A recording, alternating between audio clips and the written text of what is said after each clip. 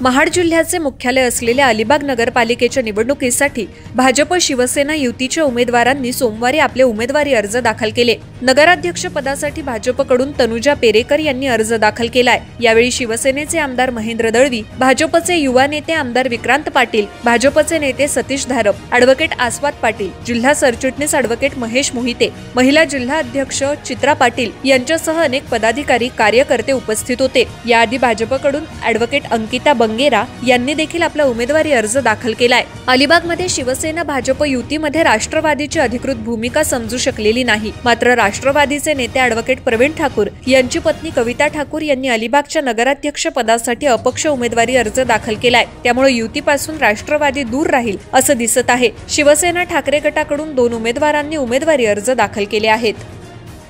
अलिबाग नगरपालिकेसाठीचा नगराध्यक्ष पदाचा आणि नगरसेवक पदासाठीचा नामांकन अर्ज आमच्या सगळ्याच उमेदवारांचा आम्ही दाखल केलेला आहे। आमच्या नगराध्यक्ष पदासाठीच्या उमेदवार सौ तनुजा पेरेकर आणि सर्वच प्रभागांचे नगरसेवक पदासाठीचे जनसामान्यांमध्ये एक उच्च प्रतिमा असलेले, लोकांच्या हृदयात स्थान प्राप्त केलेले उमेदवार या सर्वांनी आज नामांकन अर्ज उमेदवारी अर्ज भरलेला आहे।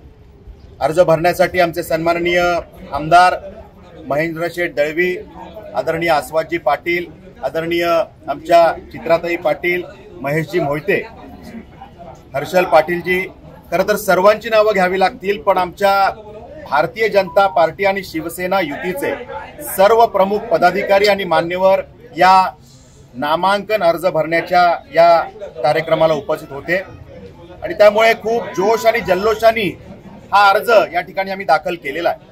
आणि दाखल करताना जनसामान्यांच्या ज्या प्रतिक्रिया आहेत, येत असताना सुद्धा जनतेचे जे आशीर्वाद आम्हाला प्राप्त होत आहेत आणि त्यांच्या मनात जी भावना आहे की हा अलिबागसाठी बदलाचा एक नवीन अध्याय या माध्यमातून तयार होतोय।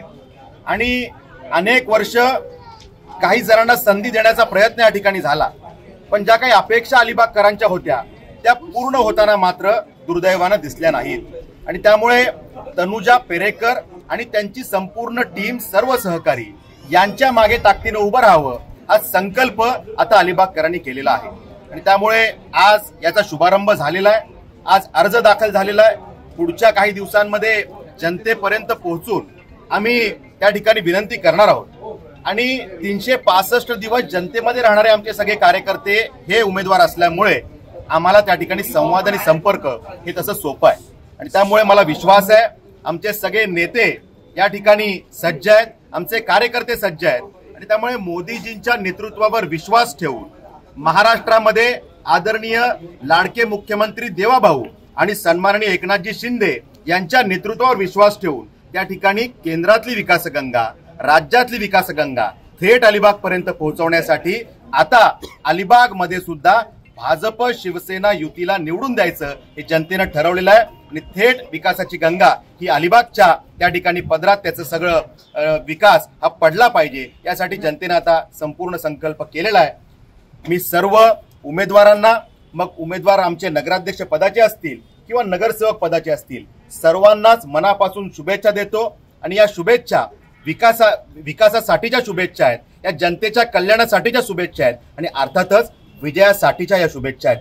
आणि त्यामुळे महेंद्र शेठ दळवी, सर्वच नेते, आस्वाद पाटीलजी, आम्ही सर्वांनी ताकदीनं या सगळ्या उमेदवारांच्या मागे उभं राहायचं ठरवलेलं आहे। सगळे उमेदवार आजपासून ताकदीनं प्रचाराला लागलेले आहेत। सगळ्यांना खूप साऱ्या शुभेच्छा। एकंदरीत महाराष्ट्रात स्थानिक स्वराज्य संस्थांच्या निवडणुका त्या खरं तर कार्यकर्त्यांच्या निवडणुका आहेत आणि त्यामुळे राज्यात निर्णय करणं तसं सोपं असतं।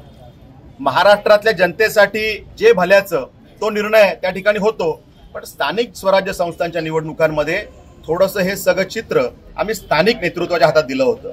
ज्या ठिकाणी एकमेकांची मनं जुळतात त्या ठिकाणी आम्ही त्या मित्रपक्षाबरोबर गेलो, जिथे कुठेतरी थोडंसं मतभेद झाले की त्या गोष्टीमध्ये शेवटच्या क्षणापर्यंत प्रयत्न करून सुद्धा इच्छा होती की महायुतीने प्रत्येक ठिकाणी एकत्रितपणे सामोरं गेलं पाहिजे, पण इच्छा असूनही काही ठिकाणी काही सीट्सवरनं प्रश्न सुटत नाहीत। अशा वेळेला मात्र त्या ठिकाणी तिथल्या स्थानिक नेतृत्वाने त्यांना योग्य वाटतील ते निर्णय घेतलेले आहेत।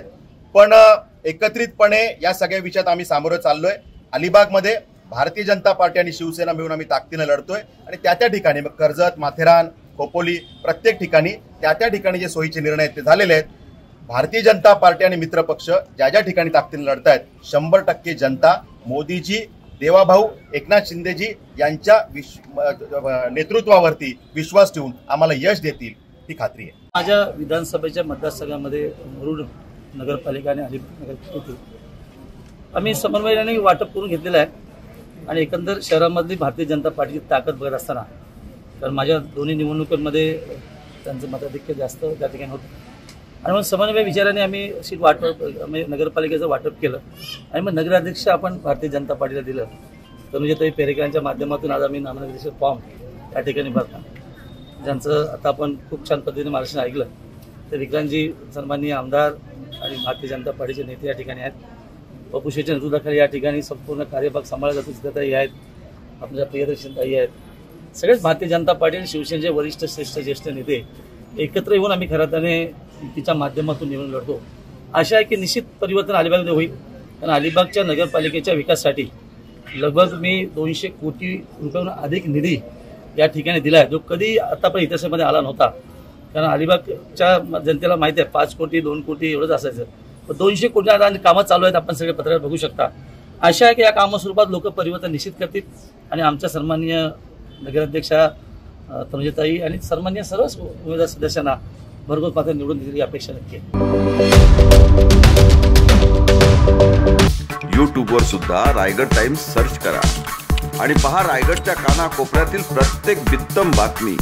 आणि हो, लगेच सबस्क्राईब बटनवर क्लिक करायला विसरू नका. रायगड टाइम्स, आपलं चॅनल, आपला आवाज.